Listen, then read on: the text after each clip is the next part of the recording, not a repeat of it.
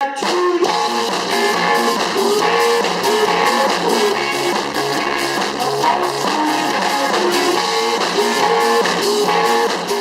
this is Jack Wyant with CredibleInformation.com, and we're here on this great evening at the Sunset Boulevard Silverlake Lounge, and we've just met our new friends. It's a group called Ships Have Sailed.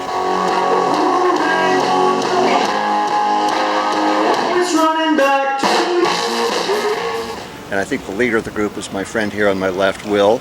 Will, introduce yourself. Yeah, my name's Will Carpenter. I am the, as Jack said, the leader of the group, or as I like to call myself, the mastermind. And then this is Art. I call him our safecracker. And this is Dan, and I call him our getaway driver. And Dan's on bass, and Art's on drums. Yeah. And you're on guitar and vocals. Lead vocals. I'm Will. To my left is Dan. Behind us both is Art, and we're Ships Have Sailed. LA-based band. Yes, we're all based out of You're LA. all natives of LA? Not really. I grew up in New England, Vermont, and then went to school in Boston. Dan grew up in Ohio. And good old Ohio. I grew up in the Valley. All right, there you go. We covered all the bases. Yeah. Well, a little bit about your background, what your musical background.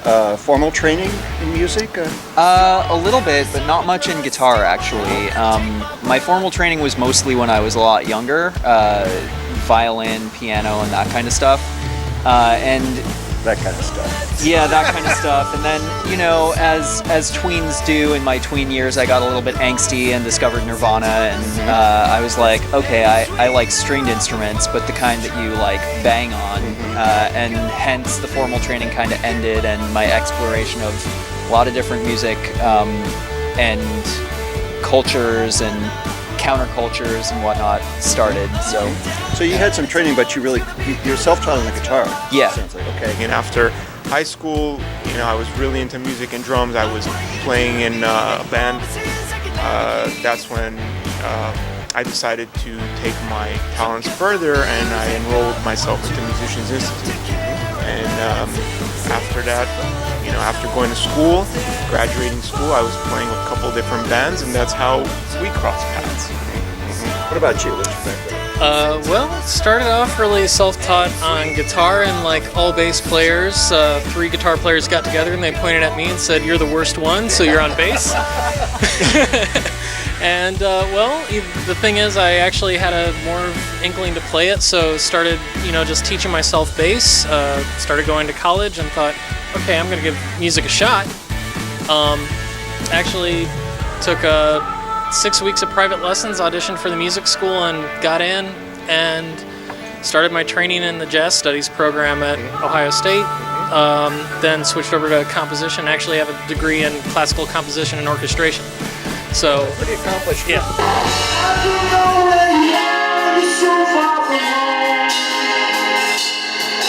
You know, I am a little bit like contemplative at times. Contemplative, and yeah. Yeah, you know, I think there are certain artists that works really well for. Like, you know, I think Death Cab for Cutie and Ben Gibbard, all of his stuff.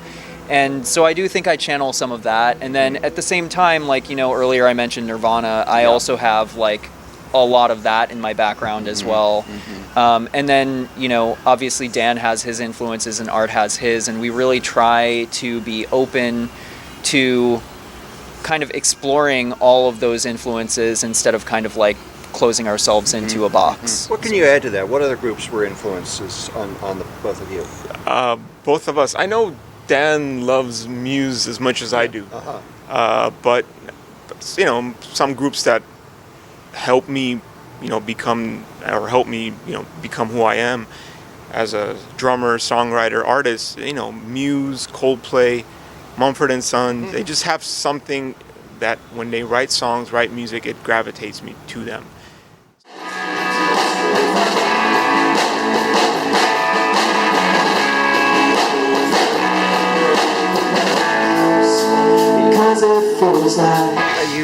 Are you really kind of like tuned into the song, the lyrics, or is it you're a drummer, or is it the rhythm and the music more? To be honest with you, if you would have asked me this question maybe 8 years ago, I would have said rhythm. I would Yeah. have said drums, bass, guitar. Yeah. That's the first thing that would jump on me. Now, it's the vocal line, the melody, the story behind what the vocalist is trying to say within the song. I wanna give you the world, make myself sure.